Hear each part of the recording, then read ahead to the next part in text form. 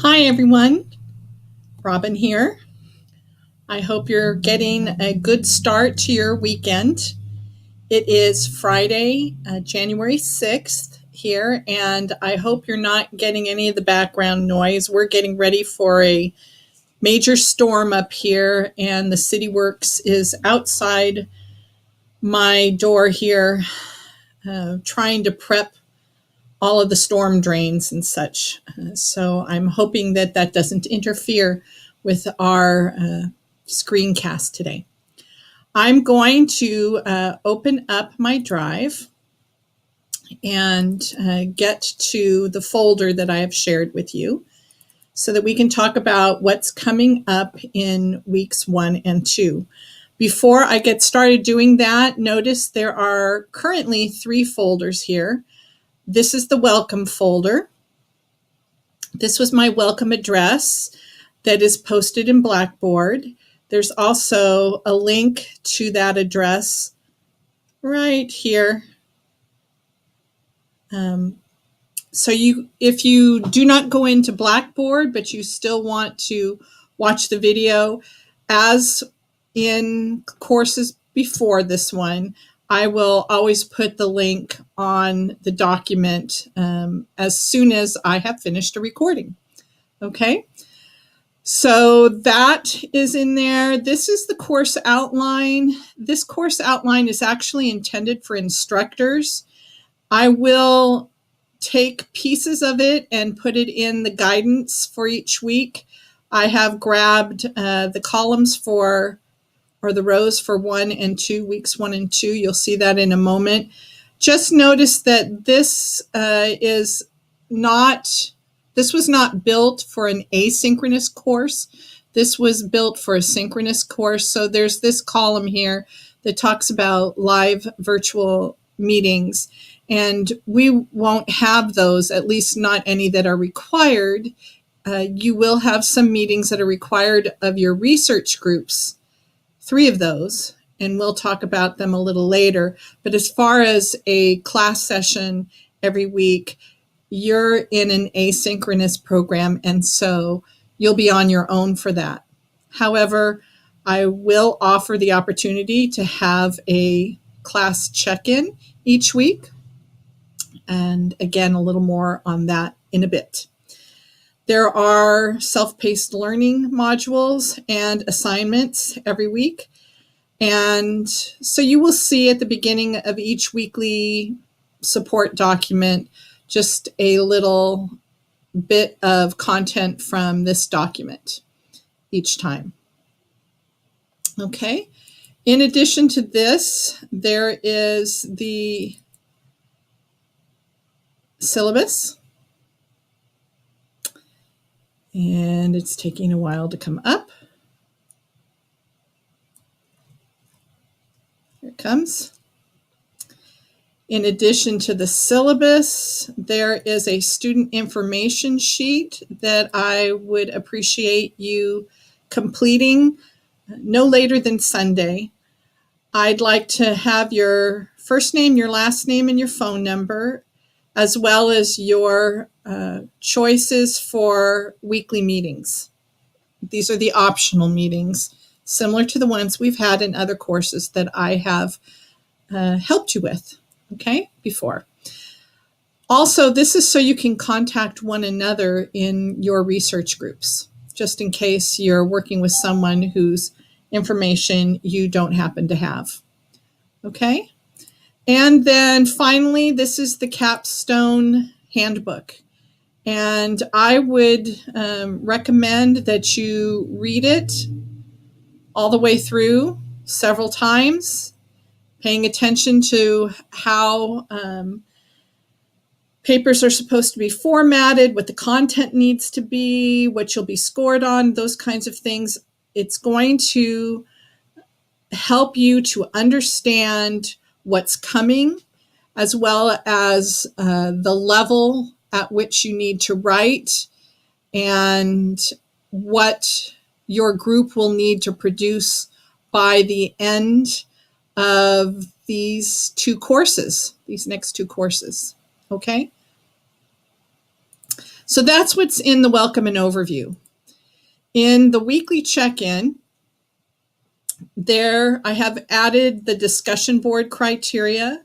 There is a document here for you to enter your groups once they've been determined, and for us to set up sometimes the second week, the fourth week, and the seventh week. All research groups do have to arrange a meeting with me, a virtual meeting. And so we'll be getting to that in a bit. There is a document here which in the week 1 and 2 guidance I've called the spreadsheet. You'll need to be filling out table 1 this week, and by I want to say I put the 17th of January, you'll need to be organizing yourselves into groups. And we'll talk a little bit more about that in a moment. Okay, I'm going to close a few of these things out here because they're not helping me navigate. So this is what you're going to want to focus on right now. This is my support document for weeks 1 and 2. Why do I have 1 and 2 together? That's a little different than what I've done in the past, and you're absolutely correct. The difference is this particular course is all coordinated, aligned, articulated. Everything builds on the week before. And putting the weeks down in isolation, I think, does a disservice. It doesn't allow you to see the big picture of what's coming. And so I will probably be producing the support documents for this course in weekly chunks, at least 2 weeks, if not 3 weeks, so that you will see how all of the assignments, all of the lessons, all of the products, how they are subsumed in a subsequent assignment or task activity, okay? And it's for you to get the big picture. I'm going to do this a couple of weeks at a time. So here's that chart that I talked about earlier. Excuse me. And I'm going to start right in here with the student information sheet. We just talked about that. This is the information so I can contact you and you can contact each other. Okay. And then the next thing on here is the NIH training. If you have not done that yet, you need to do that as soon as possible, because you really technically are not supposed to begin your assignment work until you have uploaded the certificate. Okay, and this will take you 3 or 4 hours. It's pretty technical. It's all reading. There's no video. There's no one to talk to you. It's all reading. And there are 4 or 5 tests embedded within the course. So you might want to take some notes. The questions aren't tricky, but they can be negatively phrased. I'm sure you know what I mean. Sometimes things are written in the negative rather than the affirmative, and you can kind of get lost in that. And there are a few of those questions here. So you do get several options. If you don't pass the test the first time around, it gives you the option to go back and select another option. But it does change the questions. So you won't get the same questions when you go back. If you don't make the minimum number of questions right the first time through, some of the questions will be the same when you go back the second time, and some of them will have changed. Okay? So this is where you go. Here's the registration form. You have to fill that out before it'll let you in. At the end, it'll ask you if you want a certificate. You'll say yes. You can take a screenshot or download it as a PDF. Either way, you're going to need to upload it to Blackboard. So where will you upload it to Blackboard? you'll go right into Blackboard and go to Submit Assignments. We'll sit here and wait, and then right here, NIH Training Certificate, okay? And you will, it says due by week 2, but the sooner you can get this in, the better, because as I mentioned, it takes 3 or 4 hours, and you're going to have at least 3 or 4 hours of a self-paced lesson, if not more, to do every week, and just don't get behind. Okay, so get this started right away, get it uploaded, get it out of the way, don't worry about it. Okay, so the next thing on my list here is to make sure you do all the readings. As I mentioned in the welcome video, the book is very important because there are tasks and activities assigned both in your discussion board and in your assignments, your weekly assignments, that come directly from the book. So you're going to need to have a copy of the book. I will tell you that right now there seems to be some issue with the assignment, the page numbers from the book as they're written in the assignment guidance. Because there's a new edition, the pages are not, and the activities are not aligning exactly, and I am working right now with the subject matter expert for this course to get that all aligned. And as I get updates, I will send them to you. So keep an eye on your emails. Make sure you do that. And I may post an update video for next week that gives you more information on assignment 1 and some of the page number activity discrepancies, okay? But make sure you do those readings. Make sure you read from the Hendricks book when directed. Make sure you read everything that's in the Blackboard self-paced lesson. It's going to be very important that you do so. So the next thing is you're going to, as part of your discussion board, be identifying the research topics or areas of interest to you.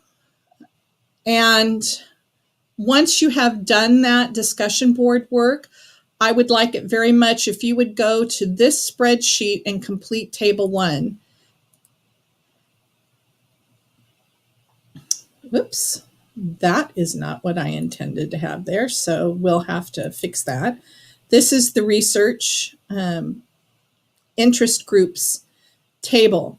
So first off, in table 1, student by student, each one of you would fill out a row, put your phone number, where you're located, the grade level you teach, the subject or the grade level you're interested in.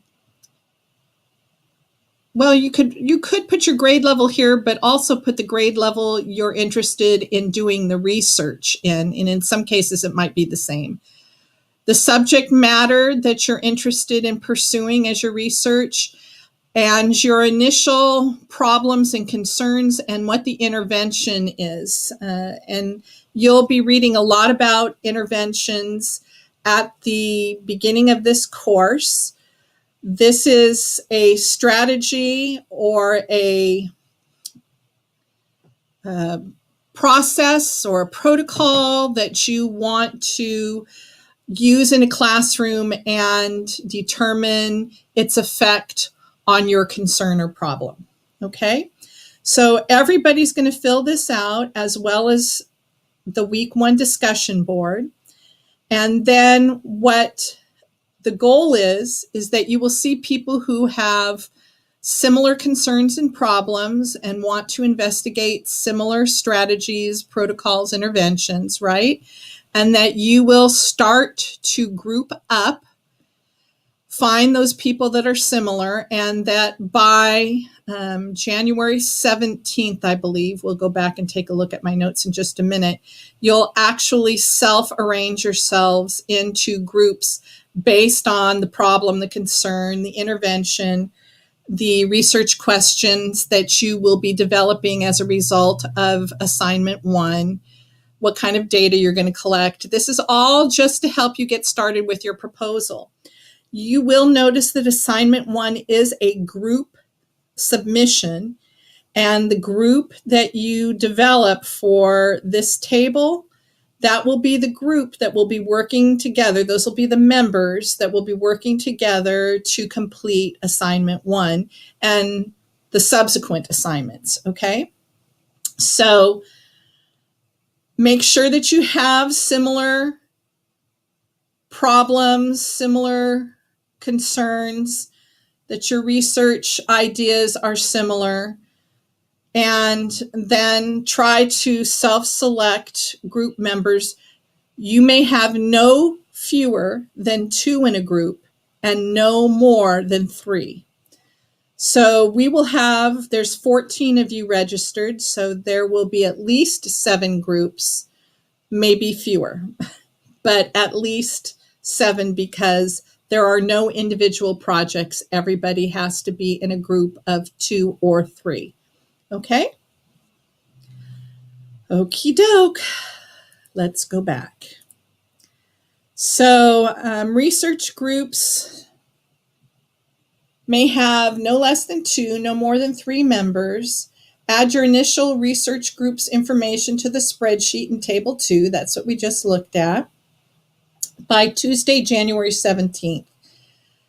You'll want to get that identified and done as soon as possible, because assignment 1 is lengthy. It is group work. You know, it's a challenge to coordinate a group. And there are no late submissions. So please make sure that you, by no later than January 17th, have self-selected your group and filled out Table 2. Okay? Hopefully you'll do it before the 17th and you'll be able to get that assignment 1 started. Okay? Let's see. So assignment 1 is a group submission. You need to get going on the week 1 readings and the self-paced lesson and the discussion boards as soon as possible. Your group's assignment submission for assignment 1 must be uploaded to Blackboard by 11:59 p.m. on Sunday, January 22nd. Okay? So you have until the 22nd to upload your group submission. Okay? And if you wait until the 17th, that's not a lot of time to complete the assignment. Okay, we're moving on to each group. This is number 5. Each group must meet with Robin during week 2. So as soon as I see that you've entered group information to Table 2 on the spreadsheet, right? As soon as I see that you've done that, this is where you put your individual interests, and then right below it is where you self-select into teams based on that. As soon as I see that you have entered a team or group, I will contact you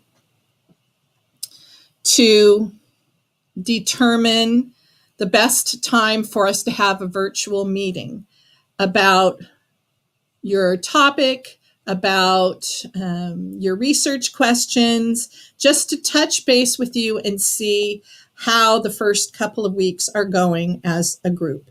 Okay? So there is a virtual meeting document.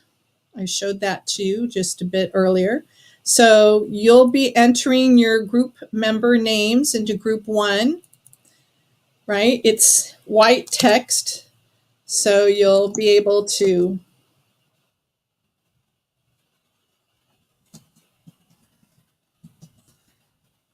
so forth, just like that. Just enter your names in. Enter your proposed research area. And then I will contact you to set up dates and times for each of these required meetings, okay? And we'll talk a little bit together at our first optional meeting to discover what tool you want to use for that. The university is interested in having us use Collaborate And there are some folks that struggle with that. So if you want to do a Hangout instead, we can do that. If you have another tool that you'd prefer, we can do that as well. But we do need to have 3 meetings and everybody in the group has to attend. Okay? Okie doke. Next. So make sure you complete the entirety of each self-paced lesson or learning module. If you click on Blackboard, click in Blackboard, and you go to the week tabs, you will find, I don't know why everything's going so slow today. You'll find their week 1 tasks that have been uploaded from the master shell. You will find all the readings that you have to do. We mentioned this. You'll find the project design template for the IRB, which we're going to talk about in a bit. And then here's your self-paced module. This is the link to the NIH training. And here are the discussion questions for week 1. And I believe there are 2 for this first week. So please make sure that you answer both of them. And one of them is an activity. So you will need your book in order to complete it. So make sure you answer both of them and make sure that you fully complete the activity for the one that relates to your book. And let's see, going back, did I lose it already? Oh, maybe I did. So we'll go back to this. And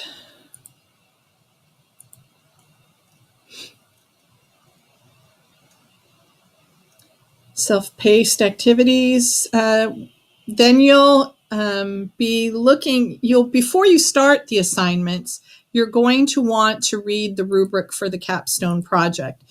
This is in your Google folder as well.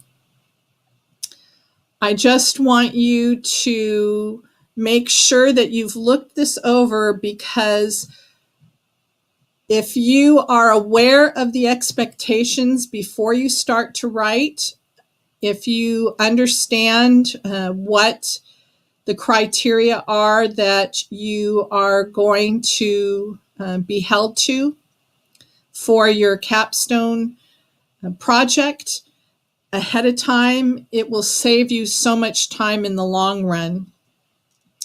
You'll have to do fewer drafts and fewer revisions. So make sure before you start your assignments that you go through and give that rubric a good look. Okay, now that is the rubric for 605, but it also will be used to score your initial drafts of chapters 1, 2, and 3, which you will submit during this course. Okay, so this is the link right here to assignment 1, and here's the link to assignment 2. Assignment 2 will be due on January 29th because it can't be completed until you take the library research class. And that will be an online class that you all have to attend on January 26th at 5 p.m. And I have included here in this document the Adobe Connect link for that meeting, okay? Once you have completed that session, then you'll have to upload a screenshot that shows that you attended, and you will also have to write a couple paragraphs about the training. So, but obviously you can't do either of those things until you've actually gone to the online course. So that will be due the Sunday immediately following the 26th, which is January 29th, okay? So just something that the university has asked us to make sure we share with you. They would like to encourage you, I would like to encourage you to submit any of your chapter drafts to the Writing Center for revisions, edits, suggestions prior to turning it into me. It would be a really great idea if you did that so they could help you with your any grammar, any proofreading issues, any punctuation, any of that kind of stuff before you turn it into me.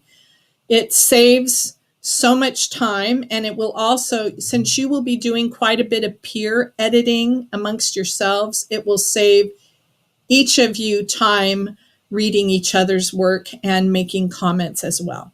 Okay, so please consider sending your drafts to the Writing Center for edits and suggestions before you turn assignments in. And that means you'll have to be careful with your time because it takes a few days to get those back. So be mindful of that as well.